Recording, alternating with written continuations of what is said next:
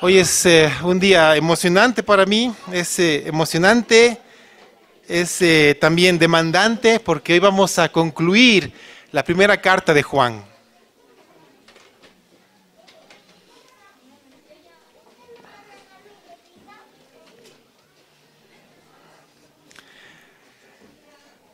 En esta mañana quiero mostrarles la perspectiva de Juan al ir cerrando el mensaje que él tiene para nosotros.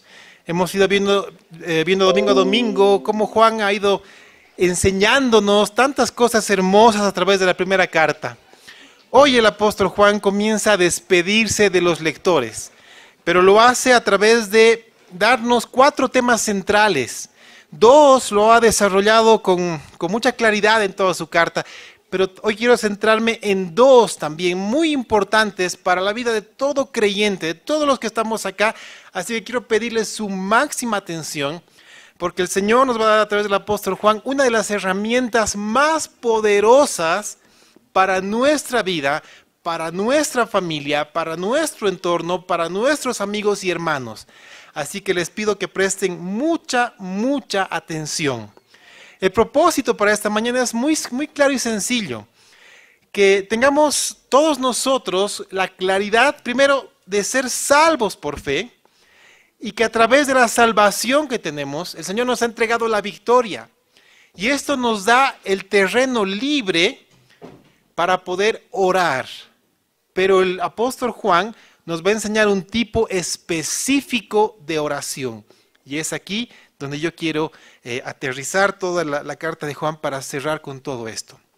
Abran sus Biblias en la primera carta de Juan, capítulo 5, versículos 13 hasta el 21.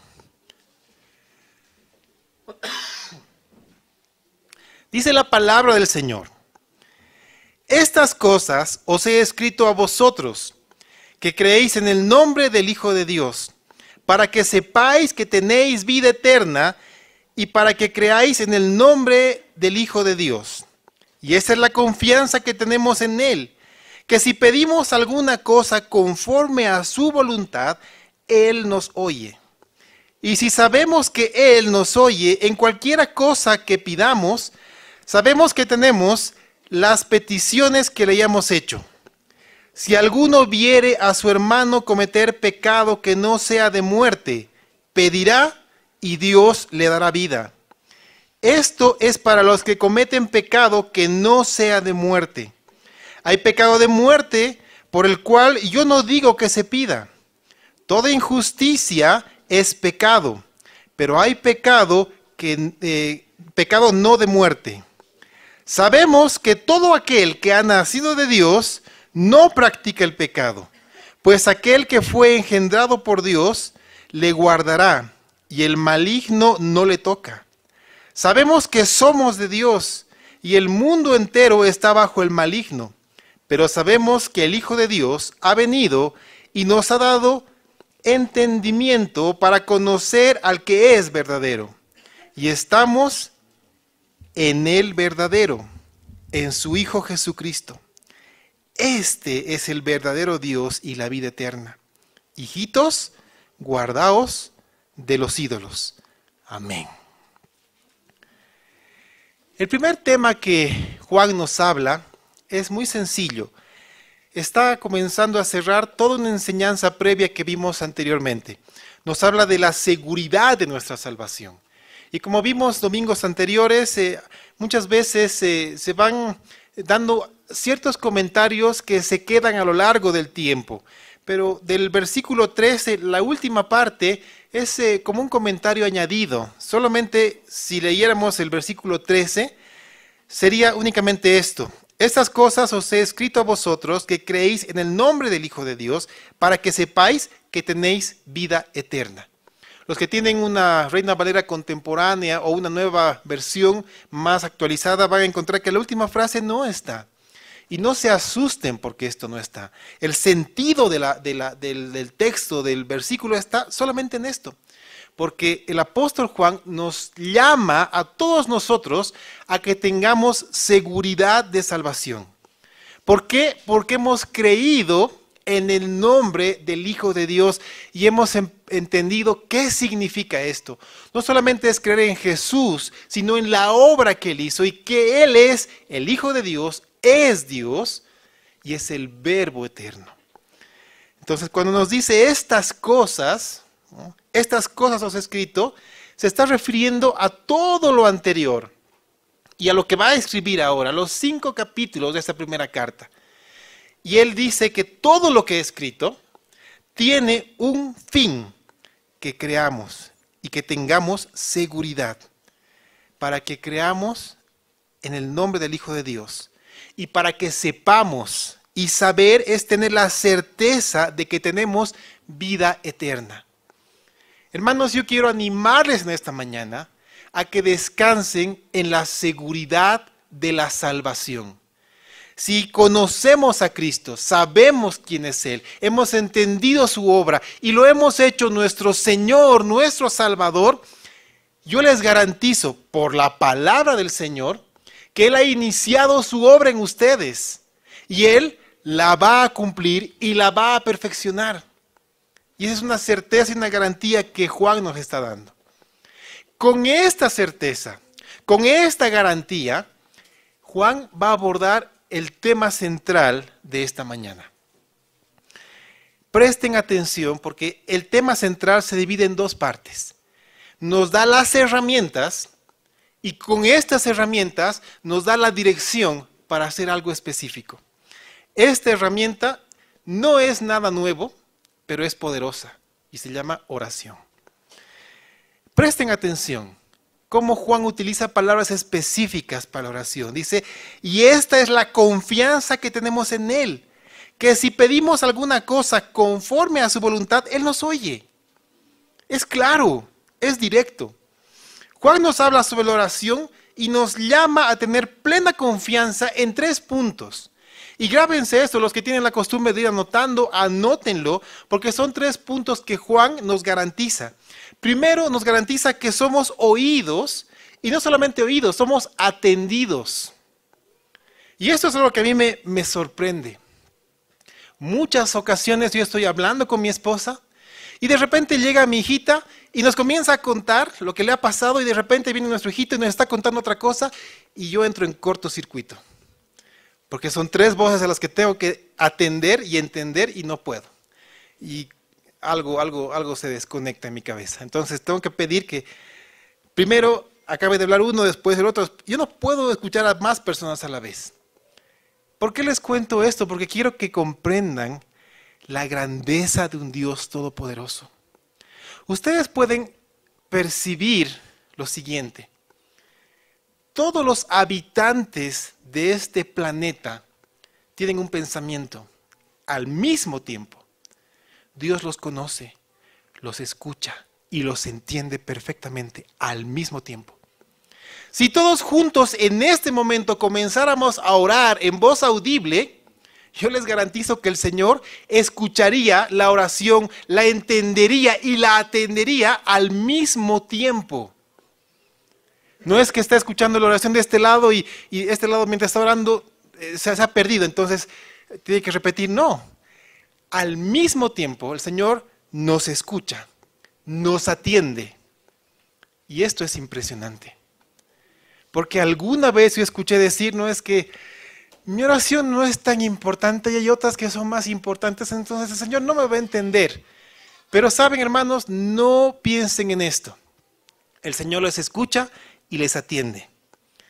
La segunda cosa que Juan nos dice es que tenemos garantizada una respuesta. Así que eres oído y atendido y tienes la respuesta garantizada.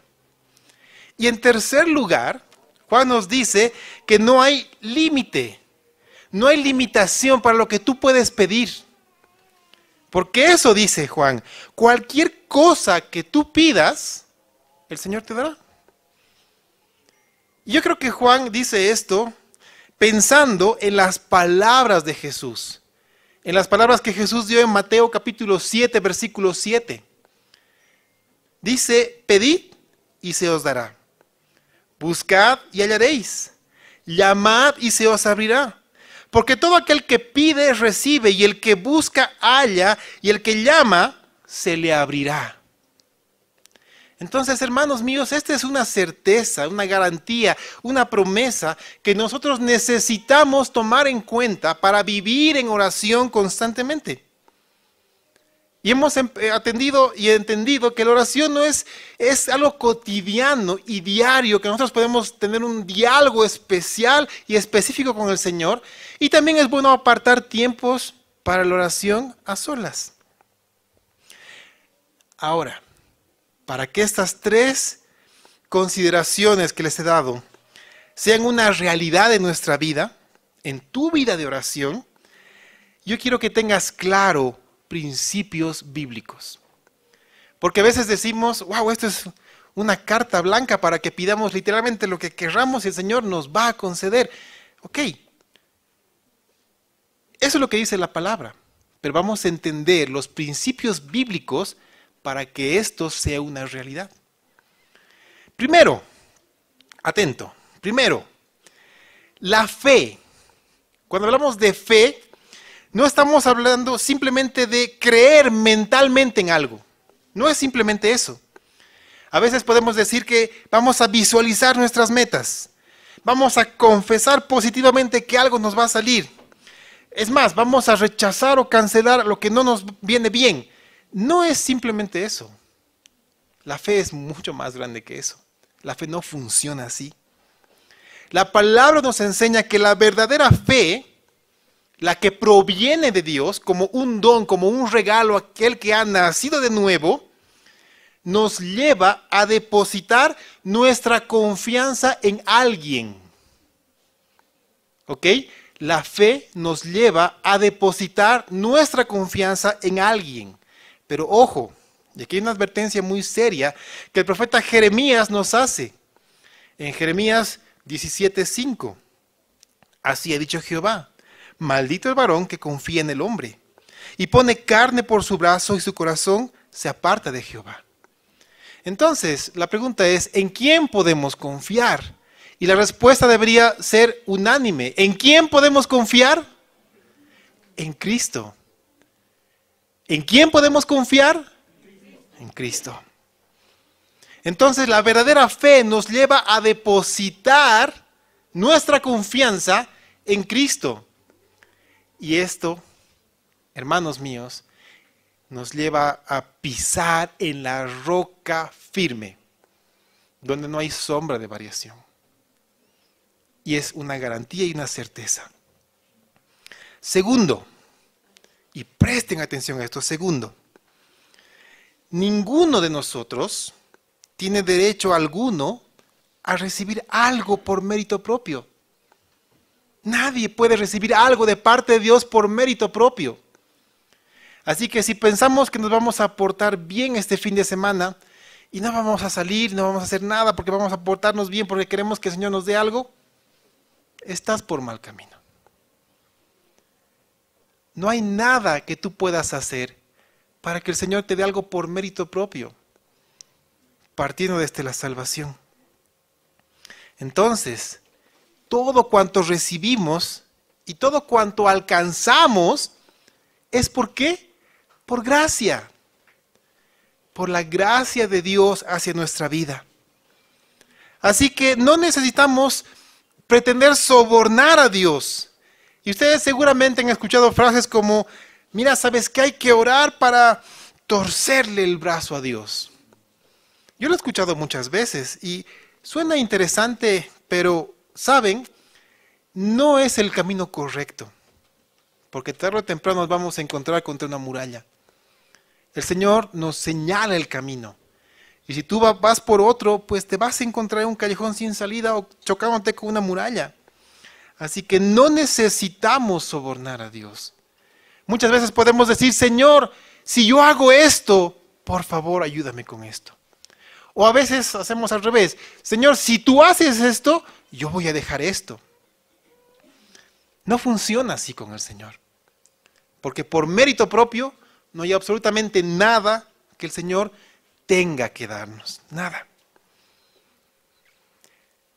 Lo tercero, y atención con esto. necesitamos reconocer nuestra incapacidad de poder lograr lo que necesitamos en la magnitud en la que Dios lo haría. Es decir, podemos ponernos en cierta situación. Un ejemplo cualquiera, tal vez estamos atravesando por dificultades económicas. Entonces vamos y decimos, ok, yo lo voy a hacer, yo voy a salir adelante. Tengo manos, tengo salud, tengo inteligencia, yo puedo trabajar y con mis propios medios salir adelante. Ok, yo quiero preguntarte, ¿quién te dio la salud? ¿Quién te dio la vida? ¿A quién le pertenece la vida que tienes tú? ¿Quién te la puede quitar en cualquier momento? Entonces, literalmente dependemos 100% de Dios. Es más, Cristo dijo, apartados de mí, nada podemos hacer. Entonces necesitamos reconocer nuestra incapacidad de lograr lo que nosotros pedimos en oración en la misma magnitud que Dios nos lo daría. Así que si queremos alcanzar la victoria, hermanos, si queremos ser más que vencedores, debemos ponernos en la posición del que pide humildemente delante del Señor. Es decir, reconocer que nosotros no podemos hacer nada. No tenemos la fuerza, no tenemos el conocimiento de un Dios eterno para hacer las cosas conforme Él podría hacerlo. Y saben, yo creo que ese es el motivo principal por el cual se ora poco. Ese es el motivo, uno de los motivos principales por el cual oramos poco.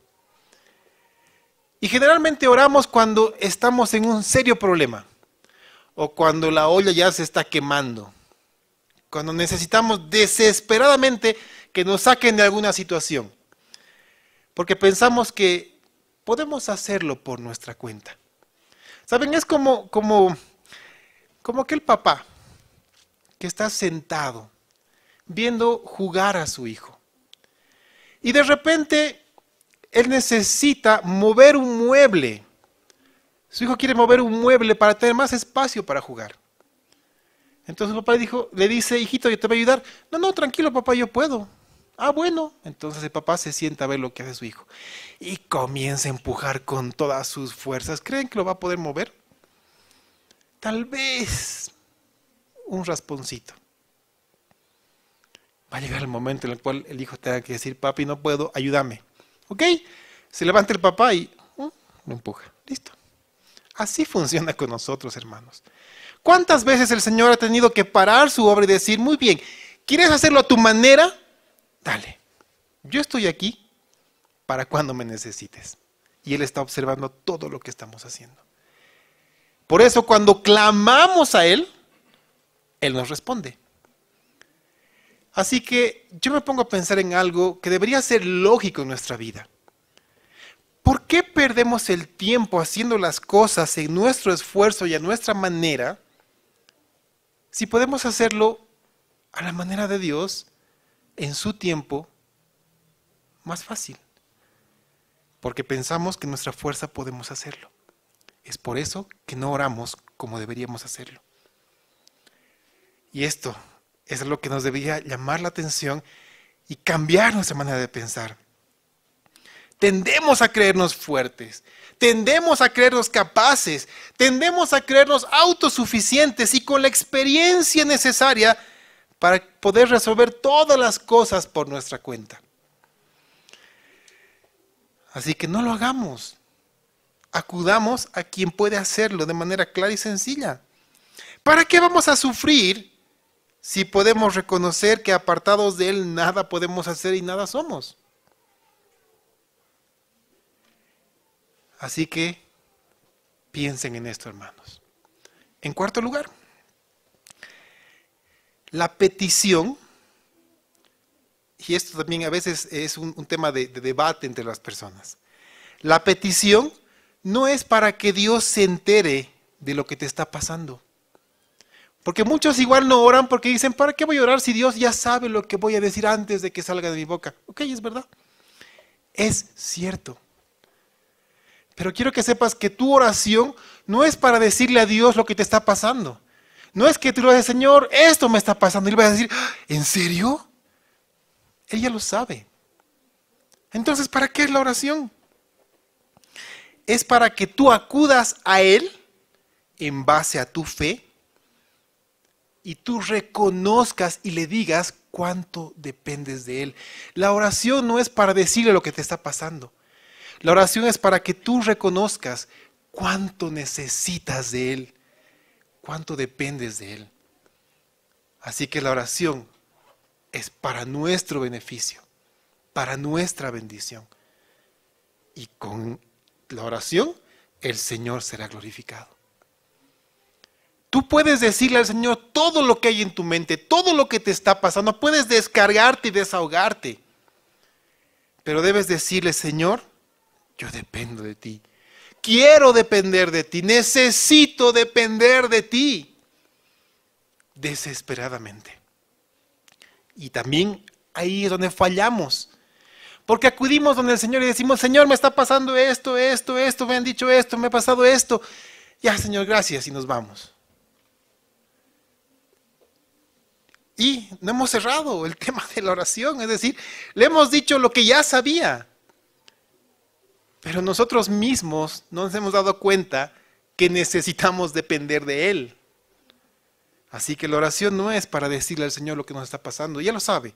Es bueno que lo digamos, pero el punto central es que nosotros, en base a nuestra fe, le digamos cuánto dependemos de Él para que podamos obtener gracia. Ese es el objetivo, que obtengamos gracia de parte de un Dios todopoderoso de quien dependemos. Yo te aseguro que la gracia que tú vas a recibir será más que suficiente, mucho más que suficiente, para que tú llegues a la cima de tu circunstancia y la termines y la pases sin dificultades, porque estarás en la mano de tu Dios todopoderoso, cuidado y resguardado. En quinto lugar, y aquí también es un punto flaco, pero debes prestar atención a esto. Necesitamos ser persistentes. Debemos ser persistentes en la oración, porque el tiempo de Dios no es el nuestro. Lo hemos dicho muchas veces y necesitamos recordarlo constantemente. Debemos ser persistentes, porque si la respuesta no viene inmediatamente, ¿qué tenemos que hacer? ¿Desistir o persistir? Persistir. Eso es lo que tenemos que hacer. Por eso Hebreos es claro con nosotros, Hebreos 4:16. Este pasaje es hermoso, porque nos dice, acerquémonos pues confiadamente al trono de la gracia para alcanzar misericordia y hallar gracia para el oportuno socorro. Si tú acudes en oración al Señor con todo lo que hemos visto y aún no llega la respuesta a ti, ¿qué debes hacer? Persistir. ¿Cuánto tiempo? Yo quiero animarlos, hermanos, haciendo un pequeño paréntesis, a que comiencen a conocer de varios hermanos y hermanas que son testimonio de oraciones respondidas. ¿Quieren comenzar con una vida impresionante? Busquen la vida de George Mueller. Este hombre fue impresionante, porque en su autobiografía él nos habla que cuando comenzó a orar le costaba mucho. Le costó años orar. Incluso nos cuenta que él comenzaba a orar y quedaba dormido. Y cuenta cómo a través de la oración, mediante los salmos, él aprendió a orar. Y hay un hermoso libro de él, que es 1,5 millones de oraciones respondidas. Búsquenlo. No se asusten de ver cuán grueso es, porque son 2 tomos. No se asusten. ¿Saben? Van a ver las primeras oraciones respondidas y se van a quedar con la boca abierta. Les doy un spoiler. Él fue un hombre que dedicó su vida a cuidar a huérfanos. Él literalmente sacó adelante a miles de huérfanos sin pedirle nada a nadie más que a Dios. Él cuenta en una de sus oraciones que literalmente no tenía un centavo y no había nada de comida para que sus huérfanos desayunen. Subió a su habitación, se arrodilló, comenzó a orar y oró, y en medio de su oración golpearon a la puerta. Él abrió la puerta y había ahí un señor con un camión plantado al frente de la puerta. Y le dijo: Señor, mi camión se ha arruinado. No puedo moverme y para moverlo necesito descargar todo lo que hay ahí. Y como no puedo dejar lo que está aquí, úselo usted. Cuando comenzaron a descargar, eran galones y galones de leche. Así que los huérfanos ese día desayunaron leche en abundancia. Y así van a encontrar otro 1,5 millones de oraciones contestadas. Así que este fue un hombre que persistió a lo largo de su vida. Y así vemos muchos otros ejemplos más. Así que, hermanos, persistan. Sexto, y aquí necesito el 100% de su atención. Para orar correctamente, nosotros necesitamos pedir según la voluntad de Dios y no según la nuestra. Esta es la llave de la oración. Pedir según la voluntad de Dios y no según la nuestra. Y debemos tener claro que la oración, y aquí está la clave para entender esto, la oración no es la herramienta para que Dios haga nuestra voluntad. No es eso. La oración es la herramienta de Dios para que nosotros alineemos nuestra voluntad a la voluntad de Dios. Y cuando vemos este tema a través de la vida del apóstol Pablo, él usa una palabra militar, que cuando yo la leí, la entendí perfectamente. Pues ustedes saben que yo estudié en la EMI, entonces algo que hacían los oficiales era alinear, y que nos decían: tengo que ver un solo hombre. Entonces se paraban y veía un solo hombre y todos bien alineados. Si alguno estaba un poquito salido, algo nos pasaba. Entonces así alineábamos perfectamente. Es exactamente lo mismo que debe pasar con nosotros. Alinearnos de tal manera a la voluntad de Dios, que cuando el Padre nos vea a través de Cristo. Y si el Padre nos ve a través de Cristo, ¿ustedes creen que no va a responder a la oración? Es por eso que oramos al Padre en el nombre del Hijo, en el poder del Espíritu Santo, hermanos míos. Así que alinémonos nosotros 100% a la voluntad de Dios. Y ustedes verán cómo el Señor responde. Y quiero ser claro en esto. No solamente responde a nuestra petición, responde abundantemente. Y si ustedes quieren ver una garantía de esto y un testimonio de esto, quiero aprovechar e invitarlos a la reunión de oración de los miércoles. Cada cierto tiempo nos sentamos y revisamos el cuaderno de oración y todas las peticiones que hemos hecho. Y no nos queda otra que quedarnos con la boca abierta y darle la gloria a Dios por todo lo que Él ha hecho. Y es impresionante cómo el Señor se mueve en medio de su pueblo. Hemos visto tantas oraciones respondidas que nos alegra mucho. Así que, hermanos míos, alineemos nuestra voluntad a la voluntad de Dios. Y saben, Jesús es nuestro máximo ejemplo. Y le doy solamente 2 porciones para que entiendan el ejemplo de Cristo. Mateo 6:10, una oración muy conocida. Y Jesús dice: hágase tu voluntad, como en el cielo, así también en la tierra. Que la voluntad del Padre sea hecha en nuestra vida. Y en el momento más doloroso de su vida, Lucas 22:42, Cristo oró al Padre y le dijo: Padre, si quieres, pasa de mí esta copa, pero no se haga mi voluntad, sino la tuya. Y eso es lo que necesitamos. Con todo esto en mente, yo quiero concentrarme en el siguiente punto importante para nuestra vida hoy. Yo quiero animarles que después de escuchar lo que les voy a mostrar a través de lo que Juan nos dice, ustedes comiencen a poner en práctica esta enseñanza y van a ver los resultados y se van a asombrar. Vamos a refrescar lo que Juan dice. Una vez más, léanlo conmigo. Primera carta de Juan, capítulo 5, versículos 16 y 17, pero entiendan lo que Juan está diciendo. Si alguno viere a su hermano cometer pecado que no sea de muerte, pedirá y Dios le dará vida. Esto es para los que cometen pecado que no sea de muerte. Hay pecado de muerte por el cual yo no digo que se pida. Toda injusticia es pecado, pero hay pecado no de muerte.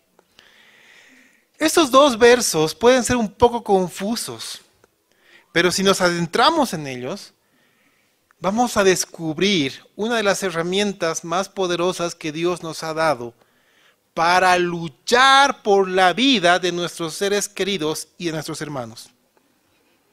Porque esta es una oración de intercesión. Una oración de intercesión por nuestro hermano que está en pecado. Y cuando Juan está hablando de un pecado, está hablando de un pecado que se ha comenzado y se lo está practicando. Porque como creyentes nosotros no estamos libres de pecado. Ustedes han pecado hoy. Ustedes han pecado ayer. Y con seguridad pecarán mañana. Lo mismo que yo. Todos. Porque aún cargamos este cuerpo de muerte. Pero en general pecamos por omisión o por error. Pero cuando alguien comienza a pecar y comienza a hacerlo deliberadamente, está practicando el pecado. Podemos dar varios ejemplos. Uno muy común en la iglesia. Cuando alguien decide por su propia cuenta dejar de congregarse. ¿Qué está haciendo? Está quebrantando un mandamiento. Porque hay un mandamiento de congregarnos. Entonces dicen, no, yo con el Señor en mi casa, yo pongo mi musiquita, escucho una prédica por internet y ya está. Y deliberadamente comienza a hacer eso. ¿Qué está haciendo? Está pecando. Y lo está haciendo deliberadamente. Está practicando el pecado. Ese es un ejemplo. Si nosotros oramos sosegadamente por este hermano, nuestra oración va a hacer que este hermano sea conducido al camino de vida y apartado del pecado. Porque aquel que intercede, porque es lo que dice Juan, el que intercede le da vida. No porque seamos portadores de vida, solamente Cristo es portador de vida. Pero ¿a qué se refiere con esto? Le damos vida en el sentido de que lo estamos restaurando a la comunión con Cristo. Lo estamos restaurando a la vida con Dios. Lo estamos empujando a confesar su pecado y ser libre de él y estar nuevamente conectado perfectamente con Dios.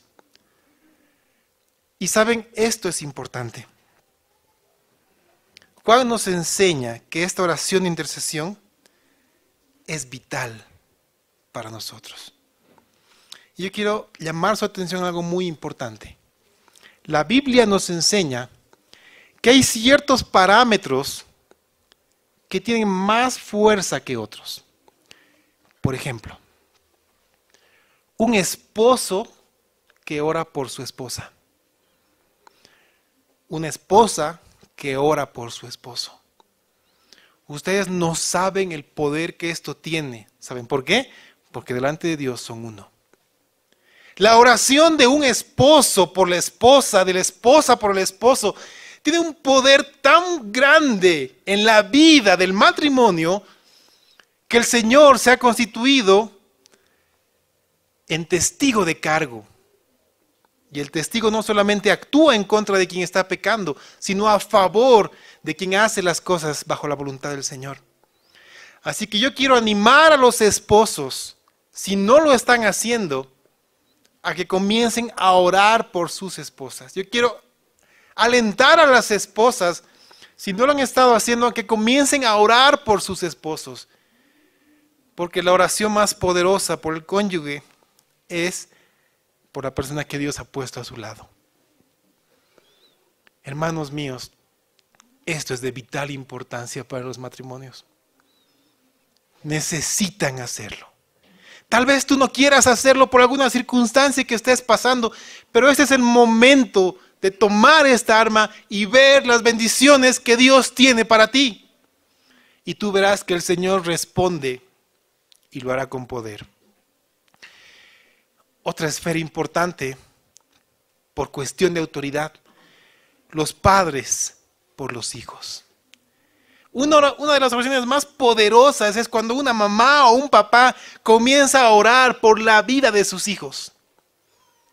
¡Wow! ¿Cuántas oraciones respondidas? ¿Cuántos caminos enderezados por la oración sosegada de una mamá, por la oración sosegada de un padre? Hermanos míos, necesitamos hacerlo. El Señor nos está hablando a través de Juan que debemos hacerlo. Los jefes por los subordinados. ¿Alguna vez, si ustedes tienen trabajadores bajo su cargo, han orado por ellos? Háganlo. Verán los resultados. Esto es impresionante. ¿Y saben qué? Otra parte importante dentro de la iglesia, el liderazgo por las ovejas. Una oración sosegada del liderazgo por las ovejas igual es importantísima. Por eso el Señor demanda mucho de todos los que están en autoridad, padres, jefes, pastores, hermanos míos. Juan nos está llamando a entender esto de manera clara y concreta. Cuando ustedes leen el libro o la carta a los hebreos, entienden algo muy fuerte, porque está hablando de pecado de muerte, de ese pecado que no solamente es deliberado, sino que ha comenzado a ir en contra de Dios. Y Hebreos capítulo 10, versículo 26 al 31 nos dice algo muy fuerte de esto. Dice, porque si pecaremos voluntariamente después de haber recibido el conocimiento de la verdad, ya no queda más sacrificio por los pecados. Eso es fuerte. Porque en el Antiguo Testamento, si ustedes leen la parte de los sacrificios, había sacrificios para los que cometían pecado sin quererlo, digámoslo así. O para los que cometían pecado por error. Pero para los que cometían pecado deliberadamente, había dos opciones: separarlos del pueblo y que ya no sean más parte del pueblo, o matarlos. Es fuerte. Y el autor a los hebreos trae esto al Nuevo Testamento. Porque dice, porque si pecaremos voluntariamente después de haber recibido el conocimiento de la verdad, ya no queda más sacrificio por los pecados. ¿Qué queda entonces? Una horrenda expectación de juicio y de hervor de fuego que ha de devorar a los adversarios. ¡Wow! Es impresionante entender esto. No sé por qué evitamos predicarlo. Obviamente porque da miedo. Pero cuando lo entendemos, nos trae libertad. Sigamos. El que viola la ley de Moisés por el testimonio de 2 o 3 testigos muere irremisiblemente. Es el ejemplo que les di. Cuando mayor castigo pensáis que merecerá, ¿cuánto mayor castigo pensáis que merecerá el que pisotea al Hijo de Dios y tuviere por inmunda la sangre del pacto en la cual fue sacrificado e hiciere afrenta al Espíritu de gracia? Pues conocemos al que dijo, mía es la venganza, yo daré el pago, dice el Señor. Y otra vez el Señor juzgará a su pueblo. Horrenda cosa es caer en manos del Dios vivo.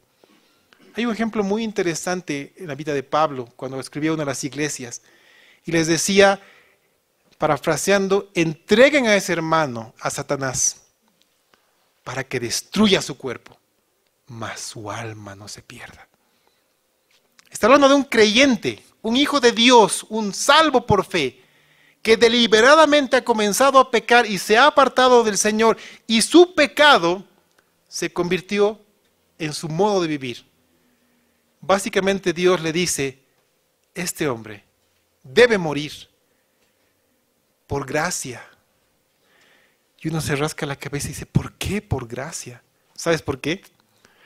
Porque este hombre es mejor que esté muerto, pero en el reino de los cielos a que siga pecando y siendo piedra de tropiezo. Así que nosotros necesitamos orar por los hermanos para que no lleguen a este punto. Necesitamos orar por nuestros hijos, orar por nuestro cónyuge, orar por las ovejas, orar por los que están bajo nuestra autoridad, para que no lleguen a este punto. Necesitamos hacerlo. Es algo fuerte y pesado, pero es una bendición cuando lo ponemos en práctica. La gravedad del pecado del hermano está en su actitud de desobediencia, porque lo hace en rebeldía. Y eso lo vuelve a alguien soberbio. Y sabemos qué hace el Señor con los soberbios. Los resiste.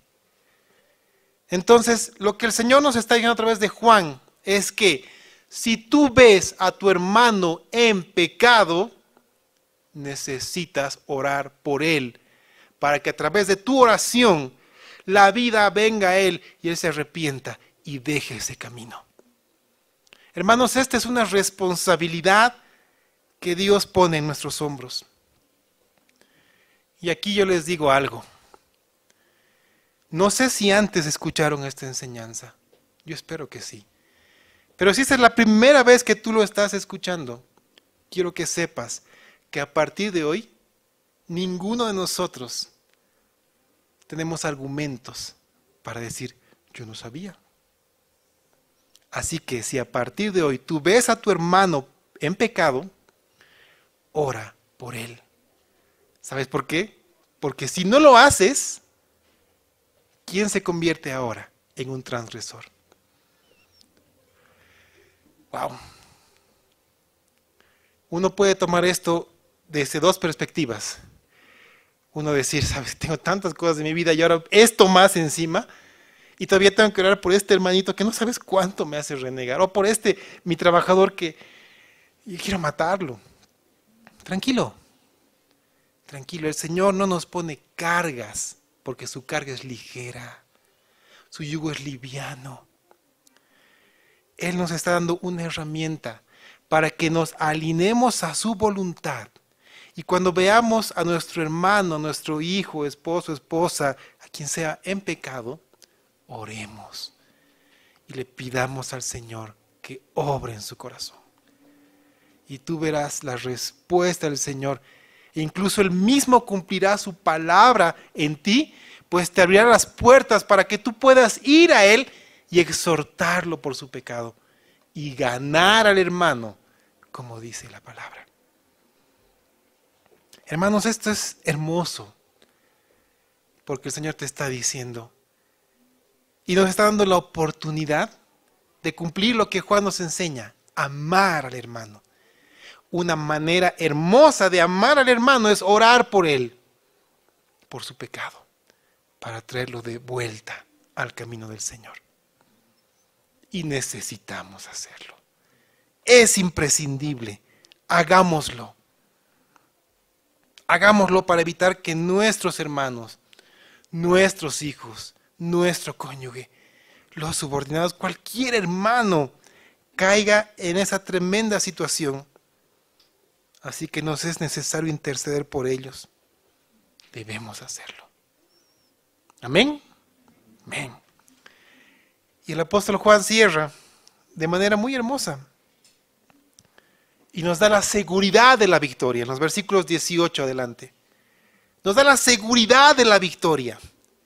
Él te dice, la victoria es tuya porque yo te la doy.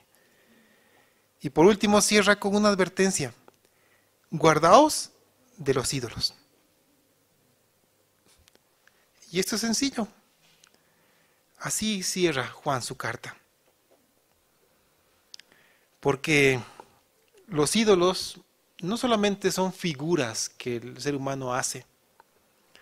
Los ídolos es cualquier cosa o persona que ha ocupado el lugar de Dios en nuestro corazón.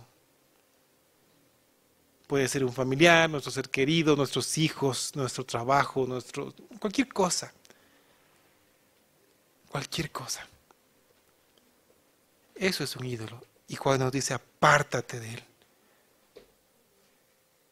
Porque mientras permanezcamos en Cristo, estaremos siempre en victoria. Y esa es la hermosa manera en la cual Juan cierra su carta. Mis hermanos, yo creo que todos hoy nos hemos quedado sin excusa alguna en nuestro corazón para no orar por los demás. Porque es un mandato del apóstol, de Dios a través del apóstol.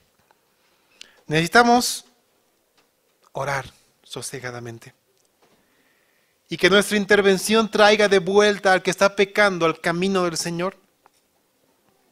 Así que conociendo ese tema tan importante, no podemos dejar de interceder por los hermanos. Cuando tú lo veas en pecado, ora. Cuando lo veas practicando el pecado, continúa orando para que no llegue al pecado de muerte. Porque muchos mueren porque es mejor que sea así, para no ser piedra de tropiezo. Hermanos míos, ¿cuántos hombres y mujeres de Dios continúan en pie por la oración de los hermanos? ¿Cuántos hombres y mujeres de Dios permanecen en pie afrontando las circunstancias hoy porque alguien está orando por él? En esta iglesia, hermanos, hay un grupo de oración que está orando por ustedes. Oren ustedes también unos por otros. En el nombre de Jesús. Oremos. Señor Jesús, hoy nos presentamos delante de ti. Hoy queremos ponernos en la brecha por nuestros hermanos. Hemos pecado delante de ti. Oh Señor, hemos quebrantado tu palabra. Pero Señor, hoy queremos arrepentirnos. Y acudimos a ti alineados a tu voluntad para que tú nos escuches y nos respondas en tu tiempo perfecto. Hoy queremos pedirte por nuestro corazón, Señor, que lo transformes. Renueva nuestra mente, Señor. Transforma nuestro corazón. Haznos cada vez más y más parecidos a Cristo. Que no sea nuestra voluntad, sino la tuya, la que se cumpla. Hoy, Señor, queremos poner delante de ti a nuestros hermanos. Hoy queremos poner delante de ti, Señor, a nuestro ser amado. Y te rogamos por su vida. Te rogamos que tú puedas manifestarte de tal manera en su vida que no le quede otra respuesta que humillarse delante de ti y tener vida eterna junto contigo. Te pedimos, Señor, que nos des la fuerza de orar sosegadamente, de persistir en la oración y así poder ser fieles testigos de tu obra y tu poder en la vida de todos aquellos por quienes intercedamos. Danos, Señor, ese llamado, ese ministerio, en el nombre de Jesús. Amén y amén. Que el Señor los bendiga, amados hermanos. Gracias.